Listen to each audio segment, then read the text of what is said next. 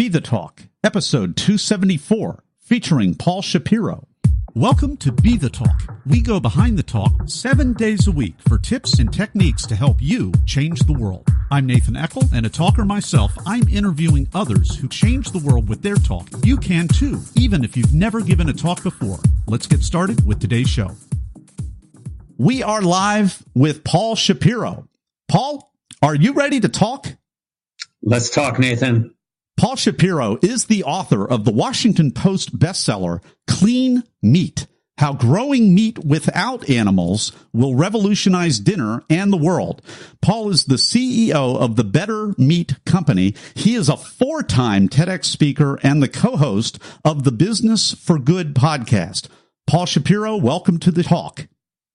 What a pleasure to be with you, Nathan. Thanks so much. Your talk is called Clean Meat, the Clean Energy of Food, and you come walking on stage with a giant harpoon and start talking about the whales. It was almost like something out of Moby Dick. And then it's a brilliant analogy because we're not killing whales for lighting or heating oil anymore. So what a great evolution. I'm going to get out of your way. Please, Paul, take us behind the talk. Oh, that's so nice of you, Nathan. And I don't recommend trying to bring a harpoon on an airplane with you. It is far easier to ship it than to try to bring it with you. All right. So what happened in TSA? I'm not letting you go any further than that. I actually called them to see what the possibility of checking this would be. And it's very oddly shaped. I mean, it's really long. It's hard to even find a box that it would work for it, actually. But it's a real harpoon. This is I used a real, I think it was maybe 7 feet or maybe 8 feet long. It's a real harpoon, maybe about 7 feet. But anyway, this was, and I got it for the sole purpose of this talk. I didn't order a fake harpoon or a decorative harpoon. It's a real harpoon. And basically what I ended up doing was at the time my girlfriend was living in California. Well, she still is, but now I live in California also. And I shipped it to her house, and then we drove with it. And so we had to drive with this very long harpoon sticking out of the car. It was very funny. But the purpose of this harpoon is to illustrate the following. That if you were to rewind the clock by 150 years, most likely you would have a lamp in your home that was lit by whale oil. Mm-hmm. Whaling was a huge part of the American economy, and there was a big industry that was all about going out hunting and shooting whales. Well, today we still have a big industry in America that goes out and shoots whales, but you shoot them with cameras, not with harpoons. And they would have thought that was crazy back then to say that Americans would pay to get on a boat for the mere purpose of seeing a whale. I mean, they couldn't even imagine that. And so how did that happen? There were real concerns in the 19th century about the sustainability of whaling, about extinction of various whale species, but it wasn't concerns about whales that liberated whales from harpoons. It was the invention of a superior method of lighting our homes. Kerosene.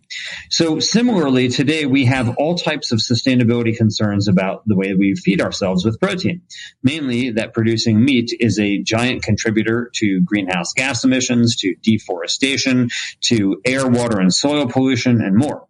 And if we want to get serious about protecting the planet, we need to be serious about looking at how we feed ourselves, because meat eating is a very resource inefficient way to do it. But what if we could have our meat and eat it too? What if we could produce real meat without all the downsides? What if, in the same way that kerosene displaced whaling, we could have another way to feed ourselves with actual meat that we want, but without so many downsides?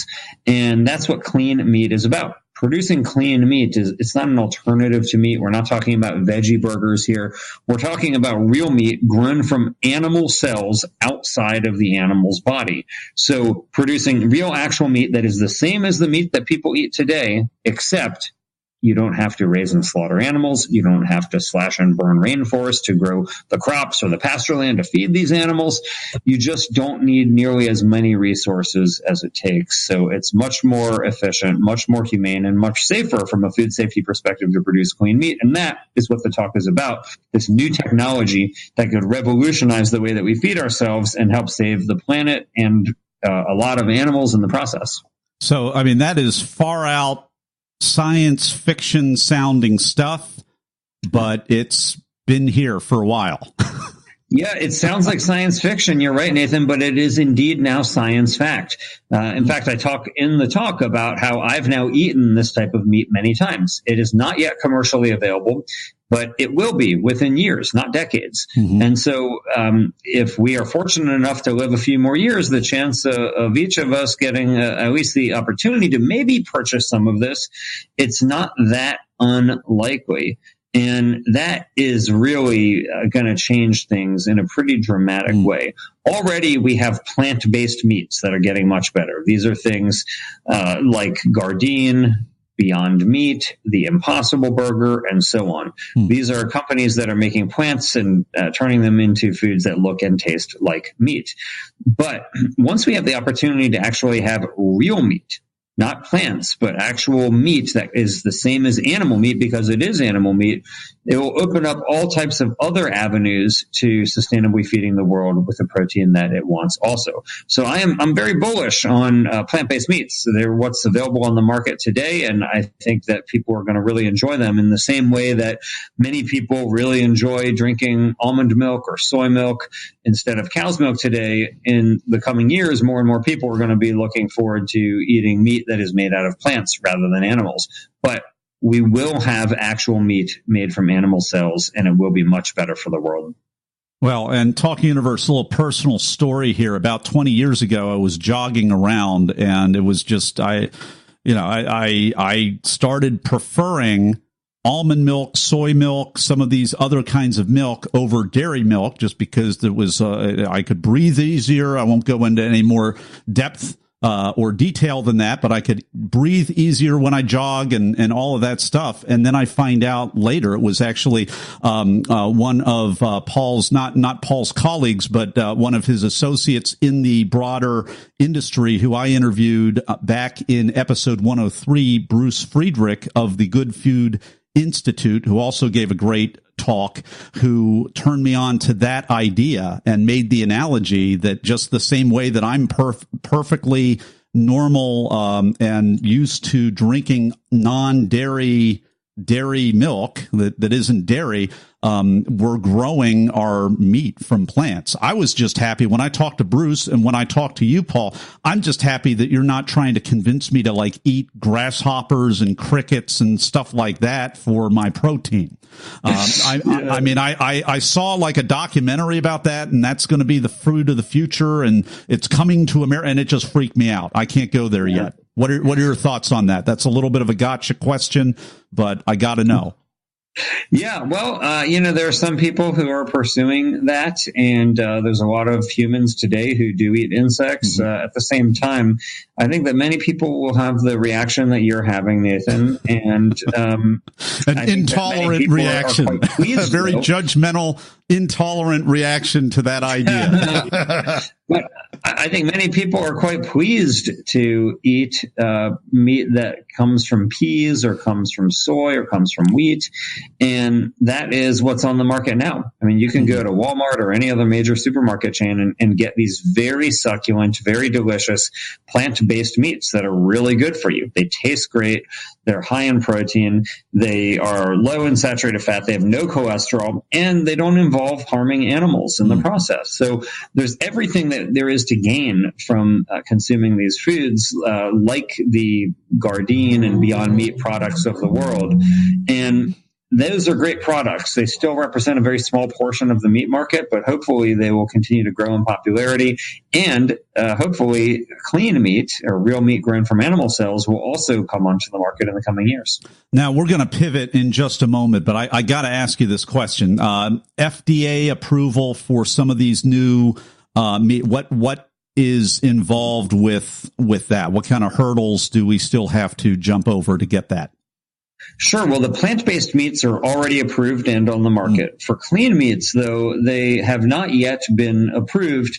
And the FDA just held its first ever hearing on the topic about a month or two ago. And the USDA and the FDA are having a joint hearing just next week in Washington, D.C.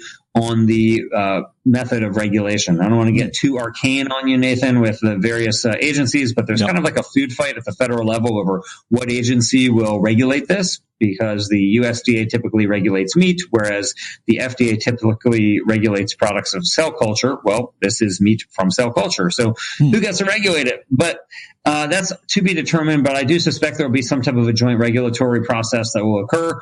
And I do think that because these foods are not only so much better for the planet, but so much safer, that they will be approved. I'll give you just a quick example. Take raw meat. If you go purchase raw meat in the supermarket right now, you are warned to treat that almost like toxic waste. Why? Because it has feces on it. You have to keep it in a different bag in the supermarket. If it touches your counter, you have to disinfect your counter with like Clorox. And it's not like if you have an apple on your counter, you got to do that. And the reason is because there's feces on the meat. E. coli, salmonella, campylobacter. These are intestinal pathogens that can sicken us if we don't cook the crap out of our meat. Literally, that's what we're doing, cooking the crap out of the meat.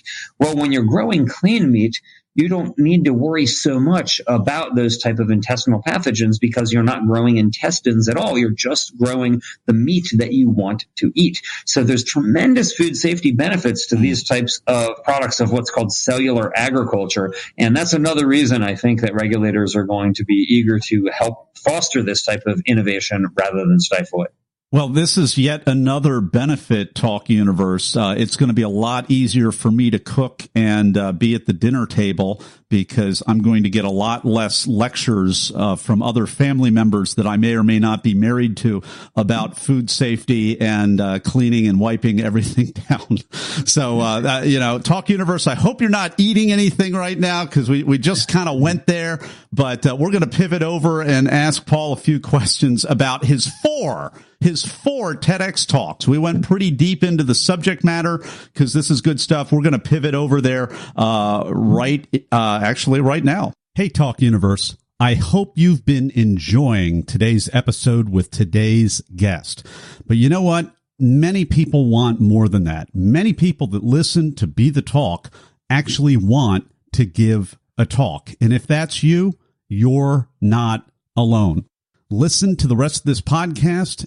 At the end, I'll have a free resource for you just for listening. And we are back with the Blitz Round with Paul Shapiro. He has given not one, not two, but 4 TEDx talks. So I am looking forward to this. Paul, are you ready? Oh, I'm ready, Nathan. Here's a couple of either-or questions related to the preparation and performance of all of your talks. Here's the first one. Were you invited to speak or did you apply? I applied. Surprising to me, but go figure. For all 4, you applied? That's my recollection. I think maybe one of them I was invited, actually, okay. But for most of them I did. That's right. Wow. Okay. When you prepare, are you a memorizer, improviser, or blender? Oh, it's a total blend. Mm-hmm. So what I would like to do is to create an outline, and I always want to start with a story. We talked about the harpoon that comes out. I mean, keep in mind the audience that's there is going to watch you no matter what. But the vast majority of people who see your talk are online. Mm-hmm. And the easiest thing that you can do when you're watching a video online is to stop watching, just to click off. Yeah. And so you really need something, in my view, to grab them at the beginning. And so, walking out with the harpoon is one. Another one, I walk out in a hazmat suit and I take it off after about the first minute. Another one. Was it an homage to Devo or something like that? Or no, but you'll have to watch it to see. Another one, I smash a painting in the first 30 seconds of the talk. Just something to grab people and be like, "What is this dude doing?" Like something to make people want to continue watching. And so I come up with a concept for the talk. Starts with a story and is something that may be more interesting than someone just simply talking at you. And I will start creating a type of script for it. And I will try to memorize it through repetition, but it's the mastery of that script that allows you to be able to then innovate and deviate from it so that you can improvise and make the points that you're wanting to make without having to go as if you're reading a teleprompter in your mind. And I find, like, if you are trying to go word for word and you stumble over a word, I mean, it becomes very obvious. And so I don't recommend people memorizing a script, but I do think it's good to write it out just to give you a sense of the type of points that you want to make. So you are the king of shock value in the first 10 seconds. I guess the harpoon is pretty mild in comparison to smashing a painting or the hazmat suit or whatnot. What was the impact? I mean, in the moment, you smash a painting. Is that, you know, it's kind of, I guess, gratifying as long as the audience has the reaction you expect. Do they always react in the way you expect, or do you get, you know, a little surprise at that point? Is that after 4 of these?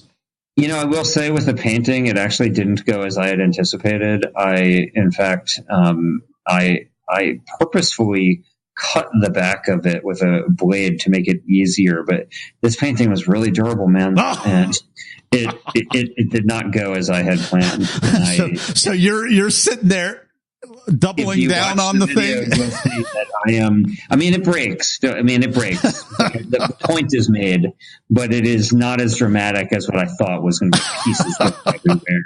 So, I was too cheap. What I should have done is ordered, 2 of them and tested one out, but I really didn't anticipate that it would be a problem. All right. Talk Universe, lesson learned for all of us. And it works if you are walking out on the stage for the first time, not used to doing any of these talks. You've got the, what we called is when I was teaching learning design, we talked about the learning environment, and then we talked about the performance environment. And this is a perfect example because Paul's in the performance environment and the painting isn't performing the way he thought. And then he's doubling down, just smashing this stubborn painting and probably looking a little more off the chain than maybe you intended to. So you recouped from that, and people were engaged, but were they looking at you a little funny after that?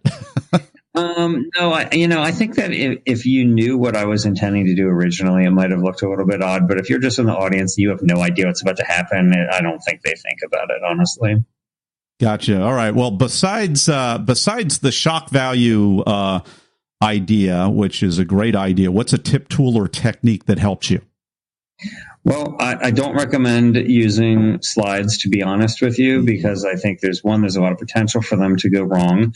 2, oftentimes slides, most people, I don't think, use them very well. I think that they use them as a crutch rather than as something to accentuate what they're doing. Now, I watched a talk just the other day from a guy who was a mountain climber, and it really accentuated his talk to show photos of him climbing this mountain, these beautiful, breathtaking photos. But most people, they're doing it as a crutch, not to accentuate their talk. And I think that I wouldn't recommend that. But I would think, you want a story. You want to be able to tell a story in your speech, and especially starting out with a story. And it's got to be a story that people will actually be interested in. So that's what I would think about, is what story illustrates the point that you're trying to make. The harpoon is something nobody would forget. They probably saw that day 12 talks maybe. Nobody's going to forget that there was a guy with a harpoon. Crazy guy walking on stage with a 7-foot harpoon that he had to drive to the talk instead of fly. Yeah, that's exactly right. Last question for you, Paul. What was the most unexpected, other than trying to smash paintings that don't go as easily? What was the most unexpected, strange, or just plain weird thing that ever happened during or before any of your talks? Well, I think that I probably was thrown off a little bit by seeing a person who spoke before me who completely forgot what she intended to say. And, she just froze and paused and paused and paused. And I felt so bad for her. I mean, I'm sure she had prepared extensively, and she just completely froze. And it I mean, I hope I never watched her video online, but I hope that they were able to edit it to make it look better. But, it could have been the best day of her life. And it turned out probably to be, my guess, it'd be a very bad day for her. And watching that, it really threw me off, because then it's like, you're like, oh, there, but for the grace of God, go I. Well, you're the second guest today that told me a variation of that story. So I got to ask you, how did you recoup? How did you go back in and, well, you had a painting to smash or whatever, a hazmat suit to put on. How did you recoup for that? It was in my mind. I have to admit, it was really in my mind. And I just, I didn't have any strategy. I just thought I need to get that out of my head and stop watching this. I loved watching everybody after me, but I do not recommend watching anybody before you. Well, we've been enjoying this. We've been all over the place today with Paul Shapiro. His talk is called Clean Meat, the Clean Energy of Food. You can go to actually his website, cleanmeat.com, and you can go and check out his book at cleanmeatbook.com. Mr. Amazing Domains that Paul has. And you can go to our show notes page at BeTheTalk.com. We're going to have a link to his websites as well as his talk, and you can check out all of that at your leisure, and we'll probably put a link to all of your talks on there so that we can watch the hazmat suit talk, we can watch the smashing painting talk, and the other two as well. And we're going to be right back with Paul Shapiro in just a moment for the 10-second final word of advice. Hey, Talk Universe, I hope you enjoyed today's episode. And if you want to give the talk to change the world, but you don't know how, or even where to start, no problem at all.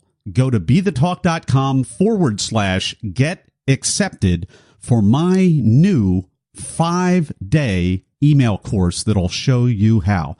Absolutely free. Just go to BeTheTalk.com/get accepted. And we're back with Paul Shapiro. It is time for the final word of advice for Talk Universe.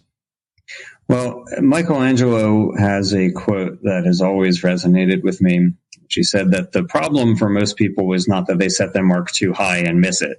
So they set their mark too low and they hit it. And many people may think, in fact, I was listening to Monica's interview before, and she was saying she never perceived herself as being somebody who would be up on stage like that. But how you perceive yourself is often what you're going to end up actualizing. And so if you perceive yourself as somebody who would be delivering a TEDx talk on stage, then make it happen. And I just think that the barriers for many of us are in our minds rather than real. And we can each achieve much more than we believe that we can. Well, Paul Shapiro, thank you so much for carving out time in your schedule to be on the talk today and sharing your wisdom with Talk Universe. It's my honor, Nathan. Thanks for having me. Thanks for listening to Be The Talk. For tips and resources to help you change the world, go to BeTheTalk.com. See you tomorrow.